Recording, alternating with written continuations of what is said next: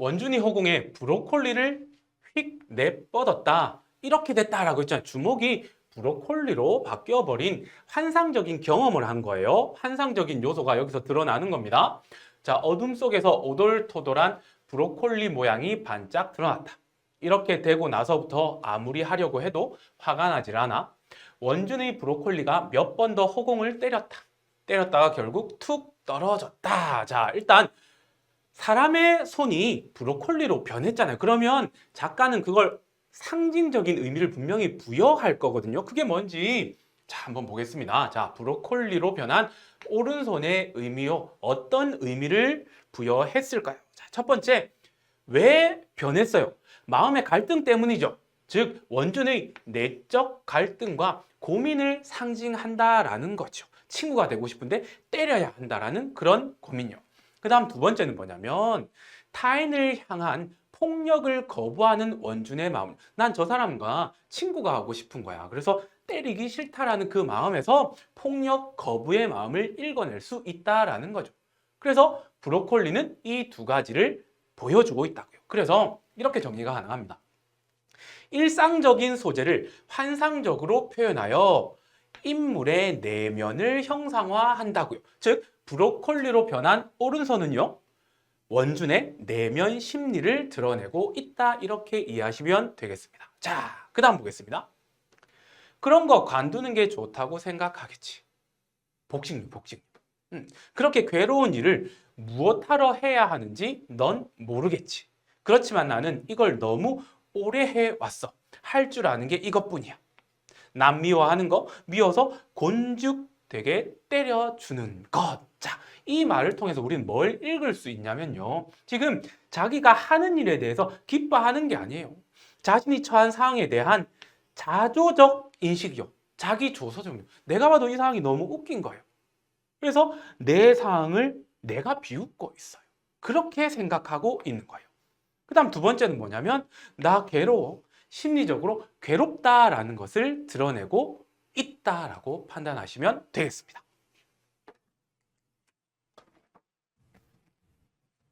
자, 원준은 거기까지 말한 뒤 입을 다물었다고요. 자, 그러면 보면 원준의 고민을 우리 다 들었어요. 그 다음 보겠습니다. 그러자 방안은 다시 어둠과 침묵과 슬픈 풀 냄새만 가득했다. 자, 고민을 다 듣고 나서의 방 안의 분위기를 드러내고 있어요. 자, 어떤 분위기예요? 방 안의 어둡고 침울한 분위기를 드러낸다라고 알 수 있겠죠. 그런데 그거를 단편적으로 서술한 게 아니라 여기 보세요. 풀 냄새만 가득했다. 냄새 나는 것처럼. 이거 시에서 많이 봤죠. 후각적 심상. 즉, 그래서 이런 분위기를 어떻게 해요? 감각적으로 표현했다고요. 감각적 표현요. 보통 감각적 표현은 어디서 많이 나타나요? 시에서 많이 나타나잖아요. 그런데 소설의 분위기 서술에서 감각적으로 표현하고 있다라는 겁니다. 자, 그 다음 나는 입을 열었지만 아무 말도 나오지 않았다. 자기 남자친구가 이런 문제를 안고 있으니까 보통 우리는 도와주려고 하겠죠. 그런데 말을 할 수가 없었어요.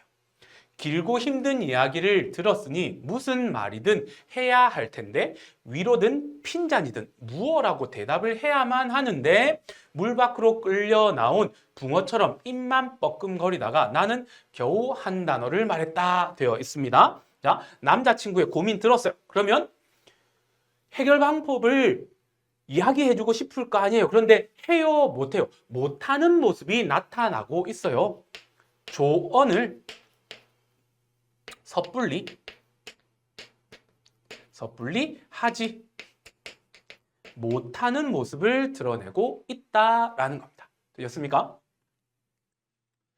내일 원준이 나를 힐끔 바라보았다. 아무런 기대도 없는 눈빛인 것을 어둠 속에서도 알 수 있었다. 이제 원준 스스로 어느 정도 체념하고 있는 모습인 거예요. 자, 그런데 이렇게 이야기합니다. 박광석 할아버지가 내일 산에 가지. 가서 이것저것 아무튼 잘 났는데 내일 같이 가자. 가보자. 응? 지금은 푹 자고 내일 다 같이 가보자. 자, 뻔하겠죠. 이렇게 가고 나면 문제가 해결이 될 거라는 건 교과서에 실린 소설이니까 알 수 있겠죠. 자, 이게 일단 사건 해결의 실마리가 되는 거죠. 여기서부터 사건이 해결되기 시작하는데, 자, 여기서 뭘 읽어낼 수 있느냐라는 거죠. 자, 박광석 할아버지가 같이 가재요. 그러면 이걸 통해서 어떤 개인이 문제를 겪고 있을 때 어떻게 해결할 수 있느냐? 함께 해결할 수 있다라는 것을 넌지시 알려주는 거예요. 그래서 내일 다 같이 가자고요. 주변인이 어떻게 도와주면 그 사람의 마음의 갈등이 해결될 수 있음을 보여주고 있는 거죠. 자, 일단 다음 보겠습니다. 원주는 대답하지 않았다. 자신이 없는 거죠. 지금 이 원주는 체념의 상태에 빠져 있으니까요. 나는 어둠 속에서 원준의 브로콜리를 더듬어 잡았다. 그랬어요. 자, 인물의 행위를 통해서 뭘 드러내고 있는 거죠? 지금 이 브로콜리가 먹고 싶어서 막 이런 게 아니죠. 친구의 손을 잡은 거랑 똑같아요. 위로해주고 싶은 심리가 행위를 통해서 드러난 거예요. 두텁고 미지근한 줄기 밑에서 두근두근 물이 지나가는 것을 느꼈다. 자, 그런데 지금 여기에서 내용은 현실에서 있을 수 없는 일이에요. 자, 이 소설의 특징이 중간중간에 계속해서 인물들로 하여금 환상적인 경험을 하게 만들어요. 그 환상적인 경험을 통해서 문제가 해결되어 가는 과정을 드러내놓고 있습니다. 자, 여기서도 마찬가지인 거죠. 느꼈어요. 물이 이렇게 흘러가는 거요. 이 물은 브로콜리를 한 바퀴 돌아 나와 원준의 어디로 갈까? 미움이나 분노를 만들어내는 그런 것으로 흘러가서 보일까? 거기에 맑게 섞여들면 조금 묽어질 수 있을까까지 이렇게 끊으면 이렇게 브로콜리를 이렇게 쓰다듬으면서 무슨 생각을 하고 있는 거예요? 조금 묽어졌으면 좋겠다. 마음의 고통 이런 것들이 조금 없어졌으면 좋겠다라는 생각을 하고 있는 거예요. 나는 오래오래 브로콜리를 쓰다듬고 매만졌다. 직접 뭔가를 할 수는 없는 거예요. 지금 할 수 있는 건 매만지고 쓰다듬는 거예요. 그 다음 내 손끝에도 푸른 물이 드는 것만 같아 내내 뱃속이 저릿저릿했다. 자, 이 마지막 문장에서는 설명할 게 조금 있죠. 내 뱃속이 아팠다고요. 사실 누가 아픈 거예요? 원준이 아픈데 원준이의 아픈 손을 이렇게 하고 있으니까 나도 아팠다라는 거예요. 그러면 이거는 원준의 아픔에 뭐 하고 있는 거예요? 공감하고 있는 모습을 드러내고 있다고요. 자, 그런데 그 공감하는 데 있어 표현 방법이 시와 같은 표현 방법이 좀 나타나요. 푸른 물이 든다라고요. 자, 그러면 푸르는 시각이고 물이 든다라는 건 촉각이죠. 자, 그래서 원준의 아픔에 공감하는 모습을 어떻게 표현했다? 감각적으로 표현하고 있다. 이렇게 해설을 하겠습니다. 자, 그 다음 자, 지금 여기 보면 원준 자기 남자한테 문제가 생겼어요. 그 문제가 생겼을 때 서술자인 나가 하는 방법을 보세요. 자, 첫 번째, 너 무슨 문제 있니? 하고 긴 말을 일단 뭐예요? 들어준다라고요. 그 다음, 어때요? 붕어 입 뻥긋뻥긋 하듯이 말은 못해요. 섣불리 조언을 하지 않음을 보여주고 있다라는 것. 그 다음, 주변인과 함께 문제를 해결해 주고자 한다고요. 할아버지 할머니랑 일단 산에 가자. 가면 뭐라도 어떻게 된대 라고 이야기를 하잖아요. 그 다음 어때요? 쓰다듬고 매만져주는 행동을 한다고요. 되셨습니까? 그러면 작가는 나의 이 행동을 통해서 뭘 이야기하고 싶을지 여러분들 한번 상상해 보세요. 답은 뻔해요. 누군가 마음고생을 하고 있을 때 그 문제는 누가 해결해야 되는 거예요? 그 사람이 자기 마음을 직면하고 스스로 해결해야 되는 거예요. 그러면 주변의 사람들은 뭘 해야 돼요? 함께 있어주면 된다고요. 섣불리 조언하지 말고 들어주고 그 다음에 격려해주고 위로해주라. 이런 것들을 이야기하고 있는 거예요. 나의 행위를 통해서. 이해되셨습니까? 자, 그 다음 이제 장면이 바뀌기 시작합니다. 다음날 정오쯤 등산로 입구에서 만난 나, 원준, 안필순 할머니, 박광석 할아버지는 그랬어요. 여기서 문제 있는 사람은 원준인데 그 사람을 위해 여러 사람이 모인 거예요. 즉 함께 문제를 해결해 나가겠다라는 작가의 의지가 보여지는 거예요. 산을 오르던 도중에 울타리를 넘고 풀숲을 헤쳐 낭떠러지가 있는 곳에 다다른다고요. 그러니까 여기는 문제를 해결하기 위한 어떠한 장소, 배경이 되는 거죠. 낭떠러지가 있는 곳에 갔어요.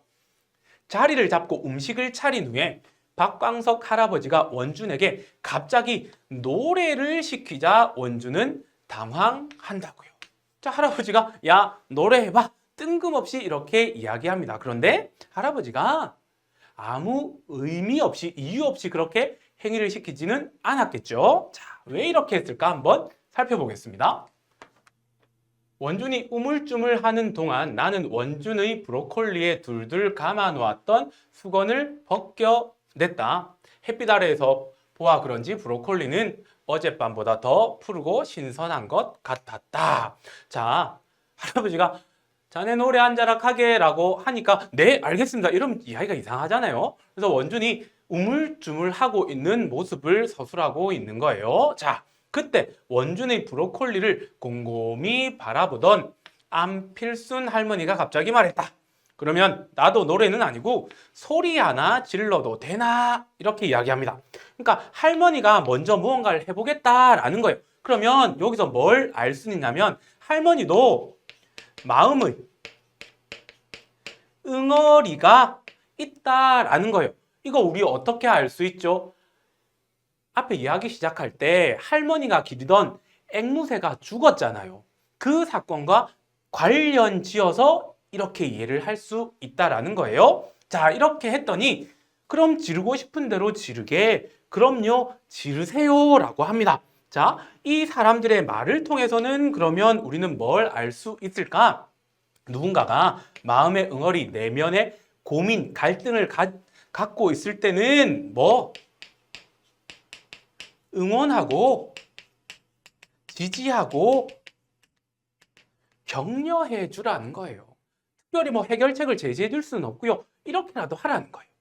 자, 계속 보겠습니다. 그러자 안필순 할머니는 자리에서 일어나 낭떠러지 끝쪽으로 조심조심 걸어갔다. 할머니의 행위예요. 가장자리부터 두어 걸음 떨어진 지점에서 머리가 핑 도는 듯 쪼그려 앉더니 입 나팔을 했다. 막 이렇게 했다라는 거죠. 어깨가 들썩이도록 숨을 크게 들이쉬고 내뱉으며 외쳤다. 말자야. 이 말자가 누구예요? 앵무새를 이야기하는 거죠. 앵무새를 갑자기 막 불러요. 자, 봅시다. 왜 불렀을까요?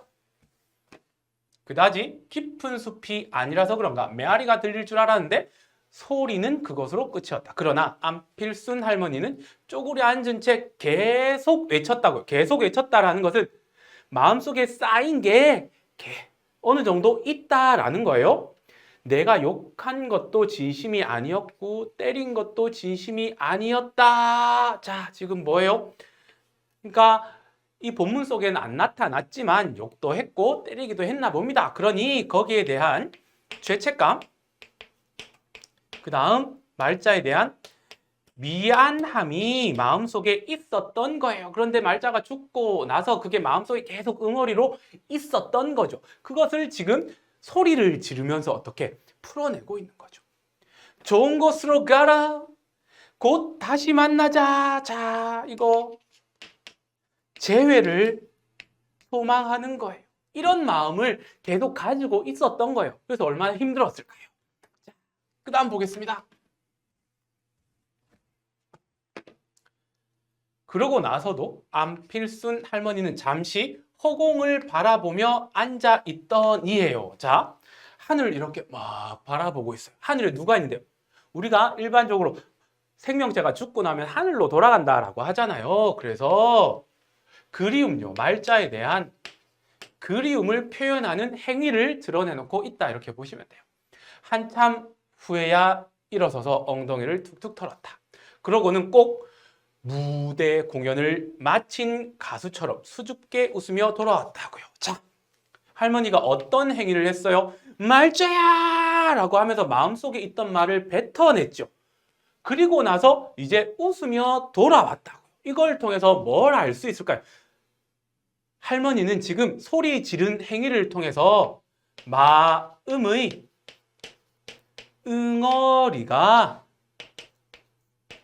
어느 정도 해소됐음을 알 수 있고요. 그 다음 그냥 그 사람들 앞에서 소리를 막 지르니까 어때요? 부끄럽죠? 부끄러움을 표현하고 있는 건데 여기서 중요한 건 뭐예요? 마음의 응어리가 어느 정도 풀렸다, 해소됐다라는 것을 알려주고 있습니다. 자, 여기서 여러분들이 잘 알아야 될 게 원준이가 어떤 행동을 하기 전에 할머니가 먼저 했어요. 그리고 할머니의 행위를 통해서 마음속에 응어리가 해소되는 모습을 보여줬어요. 그러면 예측할 수 있겠죠.